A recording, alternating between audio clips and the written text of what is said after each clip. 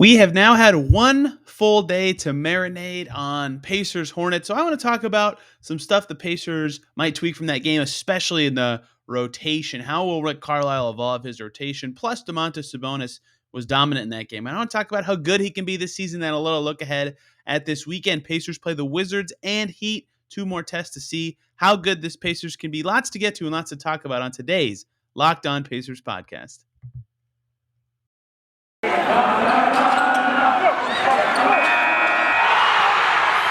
You are Locked On Pacers, your daily Indiana Pacers podcast, part of the Locked On Podcast Network, your team every day.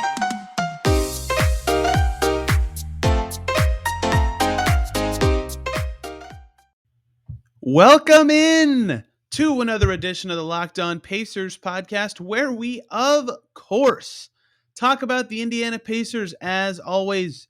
My name's Tony East. I cover the team for Forbes and the West Side Community News. And today we're talking about the Pacers Hornets game. We're talking about Domantas Sabonis because he was dominant in that game. And we're talking about this weekend's games. Pacers take on the Wizards and the Heat this weekend. So lots to get to, lots to break down. It's only one game, but I kind of want to push forward the conversation about stuff from that game and what the Pacers can do better, how good their best player can be this season, and look ahead at two key games this weekend because, they let a game get away from them and they need to get back on track. They need to get back into the win column. We talked about how from that first game, right, it's just one loss, right? It is just one loss. The Hornets are a decent team. They finished with the same record as the Hornets last year. You can kind of brush off a road loss, but when you blow a 23-point lead, that always stings.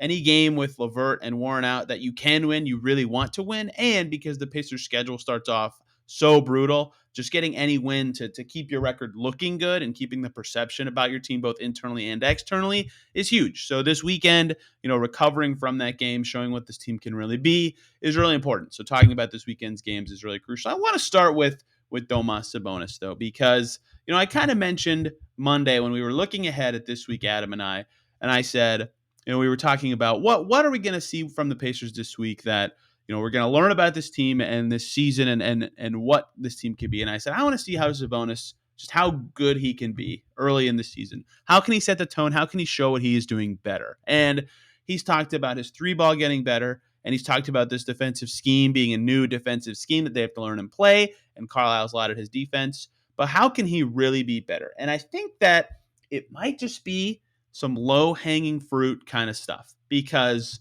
Sabonis in the past, his big flaws have been turnovers. He can't really space out the floor very much. And a lot of his playmaking is kind of the easy playmaking. He makes some tough reads. He's brilliant in the pick and roll. I'm not belittling anything Sabonis does, but the ways he can get better were easily defensive stuff, cutting out some turnovers, and then spacing out the floor a little bit and just being, a more dynamic and spaced out offensive player. And we saw against the Hornets, not a real shift in Sabonis that we've seen, but the way he was used was certainly different from the way that Bjorkgren and Nate McMillan used him. Carlisle already kind of changing the Domas Sabonis playbook. And you can just look at his shot chart from that first game and immediately see it, right? Last year, Sabonis took, I had this stat right in front of me, and for some reason my page scrolled, but last season, Sabonis took 7.6% of his shots from 10 to 16 feet, and then 5.4% of his shots from 16 feet out to the three-point line. And he was okay at those shots, especially 2 seasons ago, but not so much last year. He hit him about 1/3 of the time. So not a good possession, but just like, okay, whatever possession. So in this first game against the Hornets, you just take a brief look at Sabonis' shot chart. He took 2 shots from farther out than 10 feet that were not three-pointers. The buzzer beater was exactly 10 feet, but he took 1 shot from the right elbow and 1 shot kind of from the right wing. That was 13 feet, right? So of his 19 shot attempts, 2 of them were from the areas that he should not really be shooting from, because he's talked about that. Carlisle has evolved his three-point game, right? Carlisle has told him and Turner, I want you guys to be shooting more threes, to be more dynamic, so that in this offensive scheme I have, where guys end up in different spots on every possession, where guys are moving a little bit more, you're making quicker decisions, I want you to just be able to be ready to let it fly at any given moment. And Sabonis worked on his 3 in the offseason. He took 6 in the first game. He made 4. That's the most he's made in a Pacers jersey. It was the first game of the season. And then he cut out some of those shots from last year that, again, they're not like terrible, but they're not shots that you would encourage over the course of a game. And then inside, right around the rim, 2 and 1 feet, he didn't miss. He was a money around the basket. Plumlee could not stop him at all. PJ Washington couldn't slow him down much. And when the Hornets went on their big run, the Pacers went away from that. So this got me thinking, like, how good could Sabonis be this season if Carlisle really maximizes what he can be? If Sabonis is even just a 34% three-point shooter, 33, right? Below average, but good enough that he's a decent threat from out there and he can mix in the pops, because let's change the player to talk about how valuable that is, right? I've been talking about with Miles Turner a lot this offseason. If he can add in a role to after his screens, that would make him harder to guard because he'd be more dynamic, right? Because he pops all the time. And so defenses kind of can hedge up a little higher, knowing that they are more likely to be running out to the three-point line after the screen than running back to the rim. Well, the same can be said for Sabonis, but on the inverse, right? He's an excellent roll man. You'd love to get Sabonis in short roll situations and let him play make or let him drive or back someone down.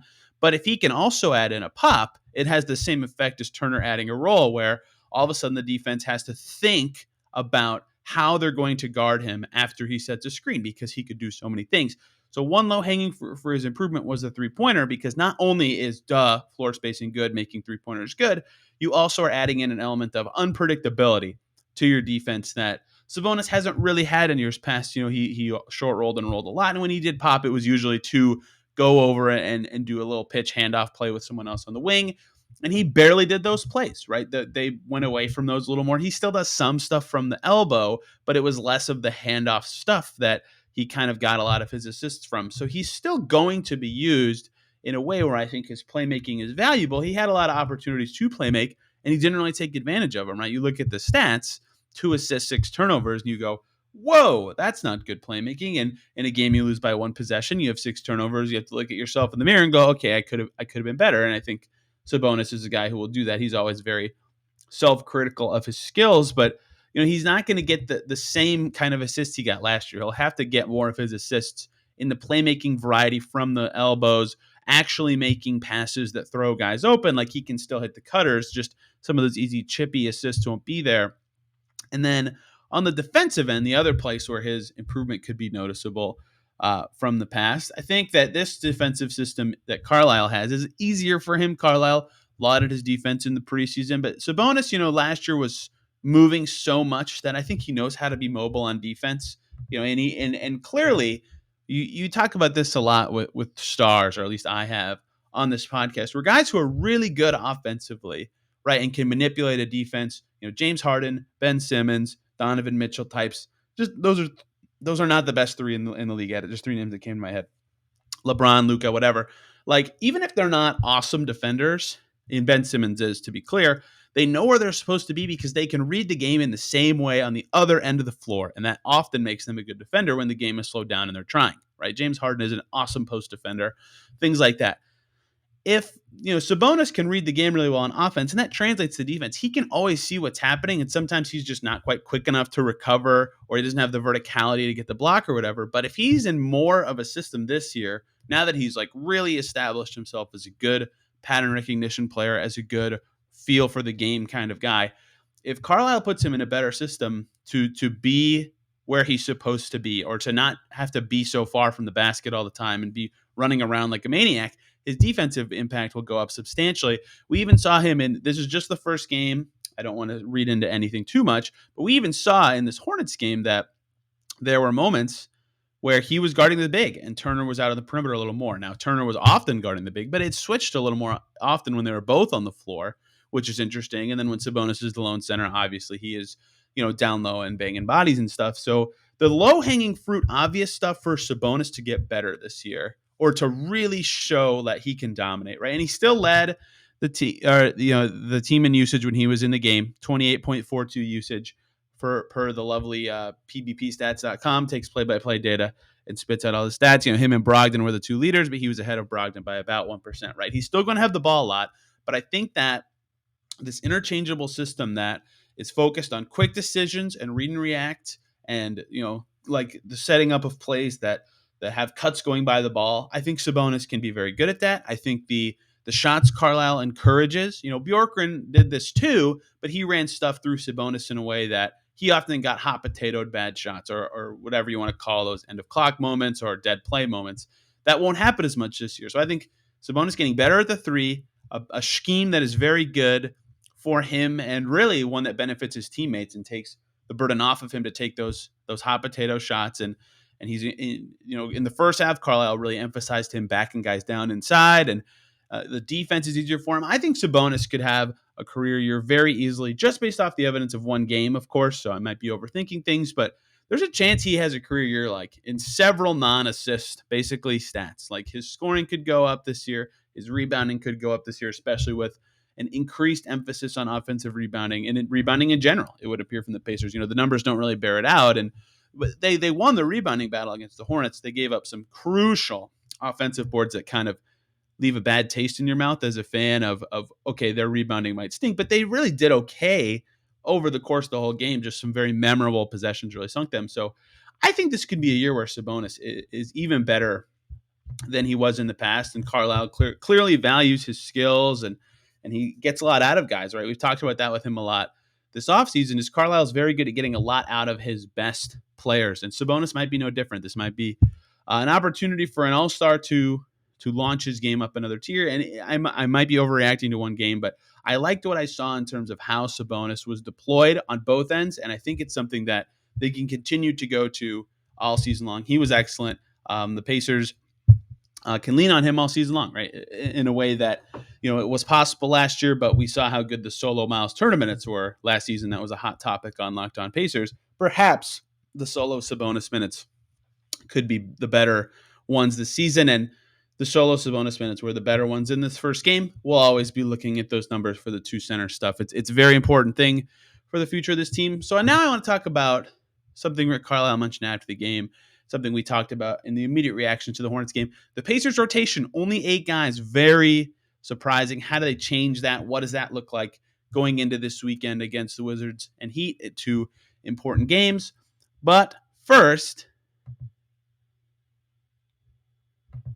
I want to talk to you guys about the good folks over at McDonald's, who've been proudly serving communities since 1965. McDonald's has always been more than just a place to get tasty, affordable food. It's a place where friends and family can come to reconnect, a place where classmates can meet up for study groups, knowing they'll have dependable Wi-Fi and endless supplies of French fries and McFlurries. Win or lose, it's a place where teammates, competitors, and the home team or the away team can always come to recharge, and a place where you can look forward to stopping on your long road trip. Me and my mom used to go get McFlurries from McDonald's all the time when I was growing up. So that was always a positive family experience for me. And you can head to your local McDonald's and reconnect.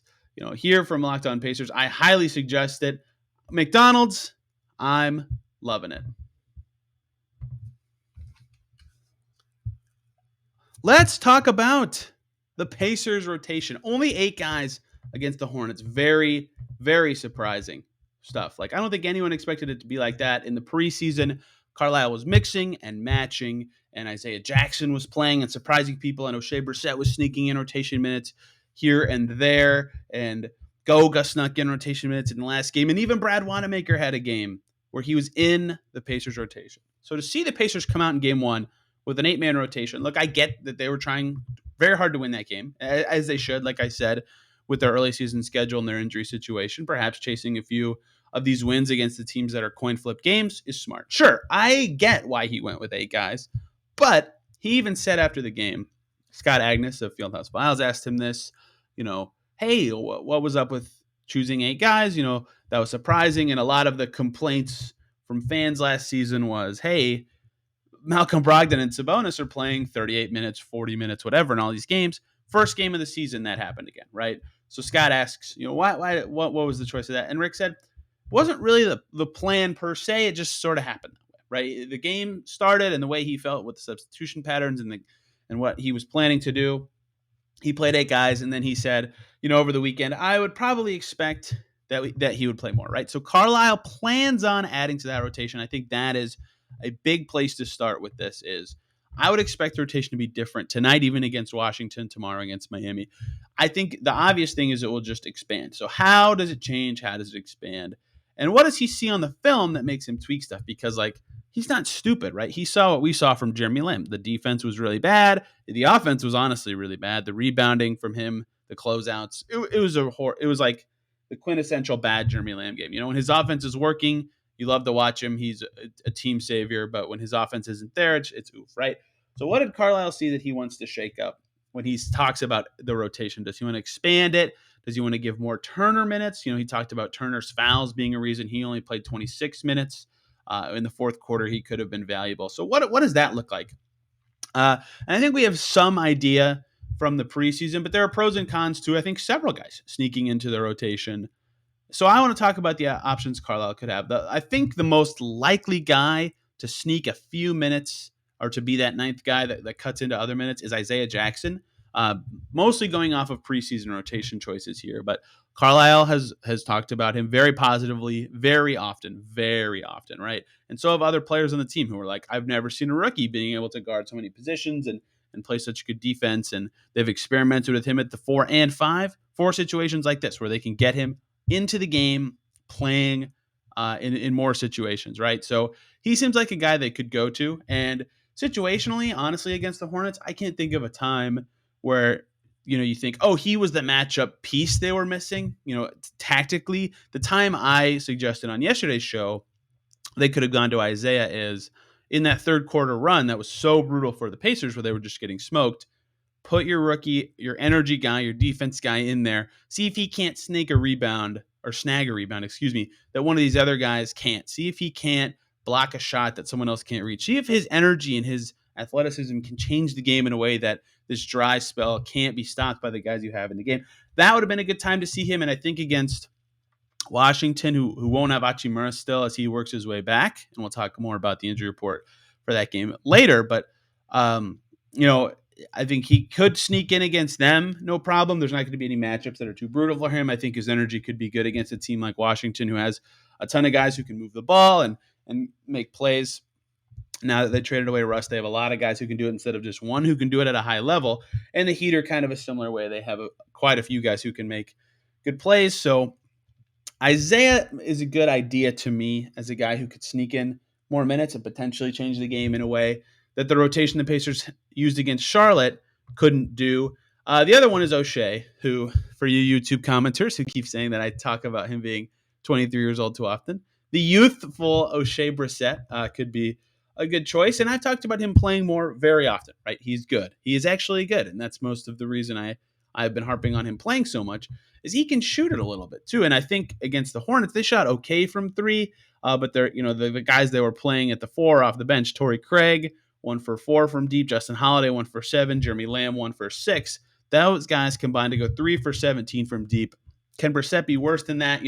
Maybe try to sneak him in a few minutes to see what his 3-ball can do, see what his newly found tighter handled dribble game can do. And his defense is also valuable, right? In moments where Miles Bridges and Gordon Hayward are both out there wrecking havoc on your defense, maybe try to get O'Shea in for Jeremy Lamb for a few minutes. Maybe he can be your ninth guy because he has that two-way potential to be really helpful for your team. And I know it's tough when you're playing Sabonis as much as you do, if you're Carlisle, to call another front court player in. That's another downside for Isaiah Jackson. But I think that it has value in the moments where Turner's the lone center to try to sneak in a 4 who can kind of have some two-way versatility or has a strength that Lamb or Holiday or even Craig don't have. And I think it's most likely that if Carlisle does expand to 9 or 10 guys against Washington, that it will be one of those two, Brissett or Jackson, who is the beneficiary of more minutes. It's the most obvious fit. I mean, the 3 guys they played off the bench, McConnell, Lamb, and Craig, you could argue are a 1, a 2, and a 3, right? So they had to play 4 or 5 where it was just Turner, Sabonis, and then occasionally, I think they had Holiday, Craig in for a little bit, and Lamb, Holiday, and McConnell, Brogdon in for a little bit.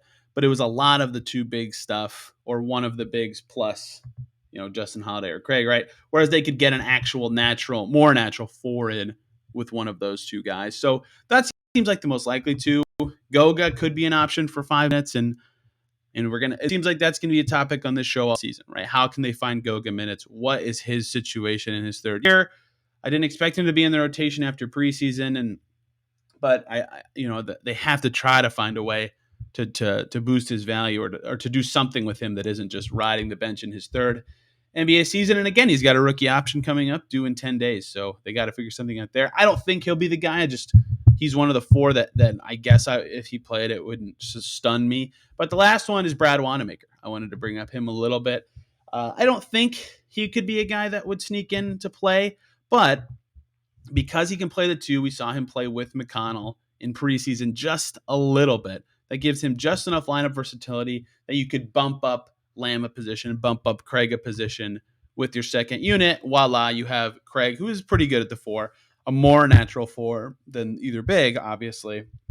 And I think a more natural four than Justin Holiday, too. Having him be your four with the bench with Lamb Wanamaker, not ideal. That's a pretty small group in general and lacks some punch.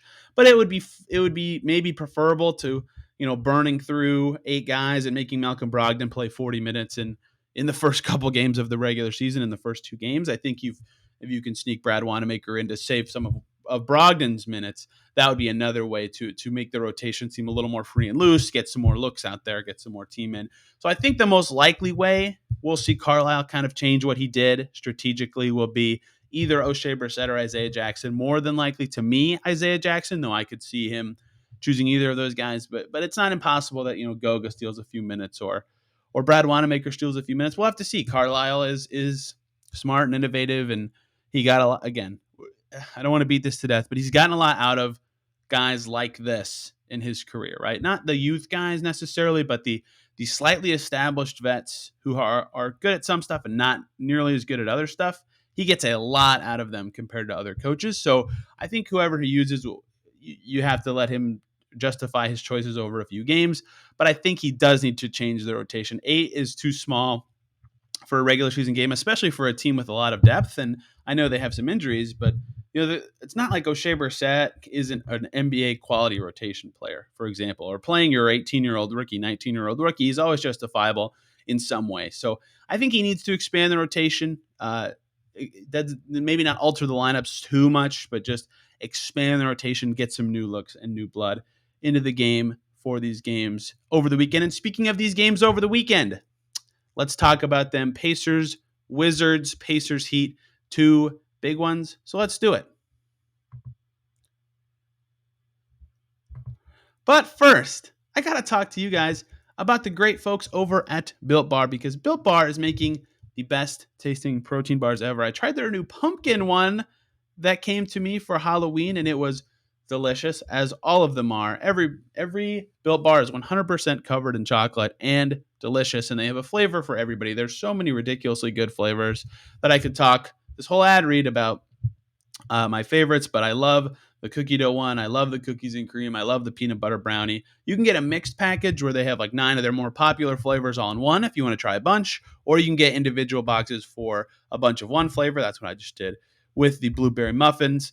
So you got to try them all out. And not only are Built Bars delicious, they're healthy too. They can be used perfectly for a meal supplement or just, along with the meal as a snack or something. But 17 to 18 grams of protein, calories ranging from 130 to 180, only 4 to 5 grams of sugar, and only 4 to 5 grams of net carbs. Amazing flavors, all tasty, all healthy, and the official protein bar of the U.S. track and field team, which is pretty sweet. Go check them out, built.com. Use the promo code LOCKED1515. You'll get 15% off your order. That is LOCKED15 for 15% off at built.com. All right. Pacers, Wizards, Pacers, Heat this weekend.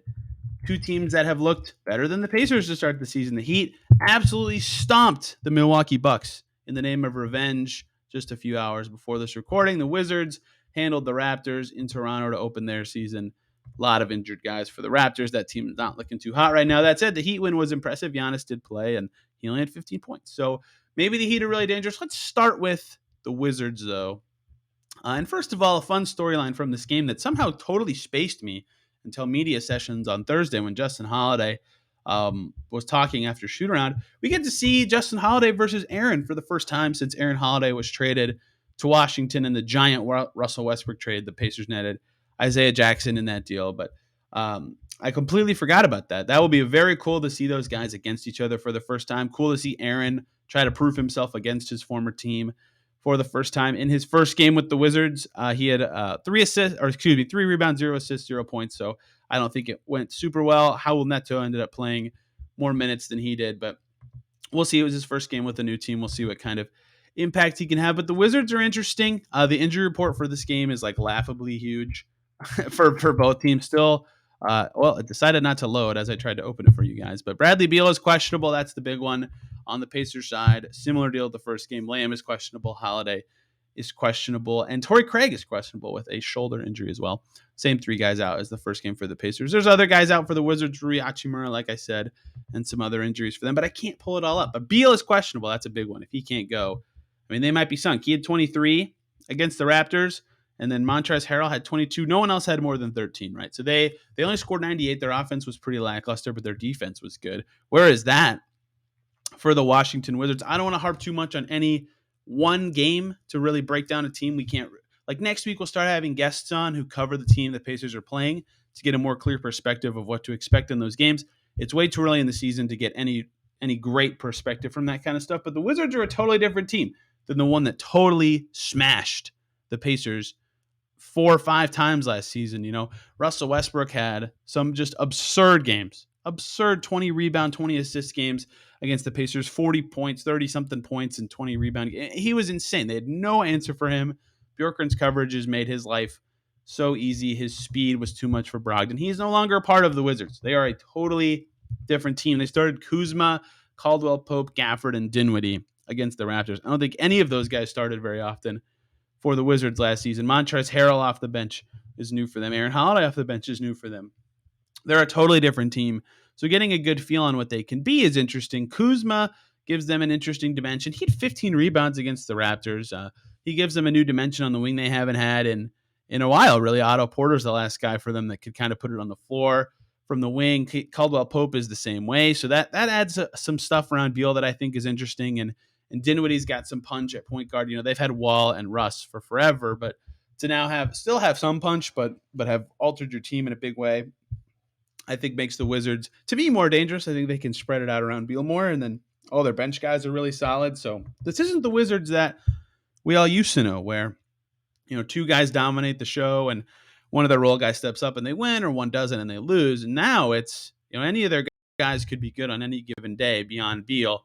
So they're a little harder to guard to me. And I think that this will be a big game to watch for Chris Duarte. We talked about how huge he was in his first game against the Hornets. Sure, he was also not matched up against particularly tough defensive matchups all game. Kelly Oubre is one of my least favorite players to watch in the NBA. Duarte did okay defending him, and Ish Smith played okay for the Hornets as well. But again, not a ridiculously tough matchup. Like, no one Duarte had to contain was so awesome for extended time. He guarded some guys in individual possessions. The Wizards, meanwhile, could throw Spencer Dinwiddie in his way, or Bradley Beal, or Raul Neto. Guys, Neto's not that convincingly good, but this will be a game where Duarte, you really get to see what he can do on the defensive end against a decent team. And I'm looking forward to seeing how he can carry over momentum from his first game into the second game. And if he can put up a good defensive game, even if his offense is weaker, that might be more important for the Pacers, because as interesting as this Wizard team is, and as much as they can spread it out, their defense should still suck, right? Like, Dinwiddie's appropriate, I guess, and Caldwell Pope's a decent defender, but Kuzma's not a good defender. Gafford is not that great yet. I think he will be, but he is not yet. Beal never tries on defense. Harrell's overrated on defense. None of their bench guys are good on defense, right? So if Duarte can put up some stuff and be strong on that end, I think you can see the Pacers score a lot of points and keep up with this Wizards team. And it's kind of important that they play well after that terrible third quarter against the Hornets. I think they can do well, and Sabonis should have no problem punking Gafford still, so they'll have a way to get advantages if they need to. And the second unit will be crucial in this one as well. The second unit for the Pacers was not good against the Hornets. How can they do better against a rickety and new Wizards unit will be important, especially if they expand that rotation. So it's hard to predict wins and losses this early in the season. I have no idea what to think, but we'll see how the Pacers respond to that terrible third quarter against the Hornets and near comeback win still.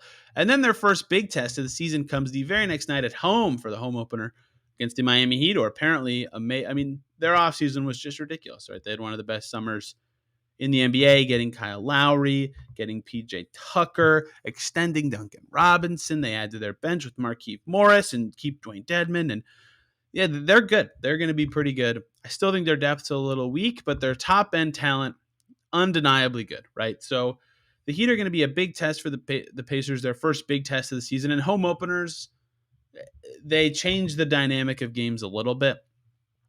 We saw for the Pacers when they played the Bucks, and I don't know if it's not a new arena, but it was the newly named and renovated Fiserv Forum for them in Milwaukee, I think, for their home opener a few years ago, and the Bucks just rolled the Pacers off the floor.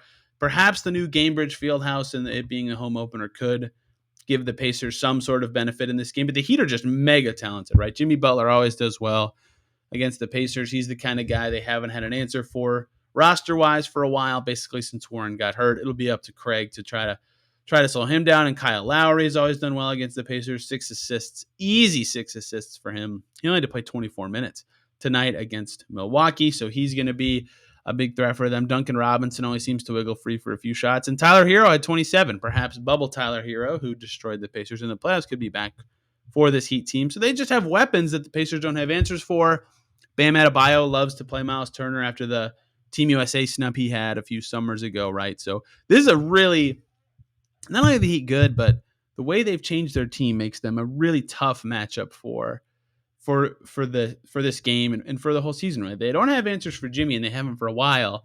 But now that Bam can't really, like, him and Sabonis are about equals, and he loves to punk Turner. But now that the Bam neutralization doesn't matter as much because Lowry's in there and can set everybody up better, it's tough for the Pacers. I mean, they get beat at so many positions by stars, and the Heat actually have a capable bench now that the matchups are just tough, right? They're not going to have good answers for Lowry. He's just quick enough to punish Brogdon's slow lateral foot speed. Again, Butler's always killed them. Bam always gets up to play them. The way they've gotten advantages in the past was guys like Doug McDermott. They didn't have good answers for guys like Dougie McBuckets or Karis LeVert, I believe, had a big game against the Heat last year. And that could still be an option. Not Karis specifically. He's not going to play in this game. But perhaps Duarte could wiggle free from Duncan Robinson. But now that they have PJ Tucker, none of those big Doug McDermott games or big bench games will be as valuable. This could be a big TJ McConnell game, though. The second unit defense for the Heat is not going to be one of their strong suits this season. They'll be a good defensive team always. Spoelstra teams always are. But this could be a big McConnell game, a chance for him to really put his imprint on this team and get that second unit running. But I think the Heat are just a terrible matchup for the Pacers. So it's a good prove-it opportunity for them against a good Miami team to show what they're made of and show where they stack up in the East. Losing to the Hornets doesn't make you think too much of the team right now, but it's one game. If you beat the Heat, all of a sudden everybody forgets about that game and looks ahead. So we'll see. They look pretty deep and talented to me when I look at this Miami team. Dedmon's been awesome for them since joining them. He had 13 and 9 in 15 minutes in the first game of this season, right? So maybe the Pacers won't get many advantages on the inside, and that's where they dominated against Charlotte. So they're going to have to find another way. It might be on the guards. It might be on whoever PJ Tucker's guarding to really ruin his impact. But that's going to be a tough game for the Pacers. Winning 2 would be great, and we talked about how 2-1 would be a successful week for the Pacers, and 1's probably more expected. They really need to win one of these games. I think they can do it. Will they do it? We'll see, but I believe in Carlisle's ability to assess weaknesses from one game and resolve them for the next one. So we'll see what happens, and of course, we'll be right here on Locked On Pacers to break it down. Come Monday next week, we'll talk about all the weekend's action. We'll look at their upcoming game against Milwaukee and really their week coming up. Adam is on vacation, I believe, next week. He's in Cincinnati in Arizona. He's just a world traveler. So mostly me and some guests next week. Should be really fun as we really get in to the meat of the season. And by the meat of the season, I mean like the second, third, and fourth game. So maybe not quite the meat, but of course we'll have it here on the Locked On Pacers podcast. Thank you guys so much for tuning in. Have a great weekend, and we will see you on Monday.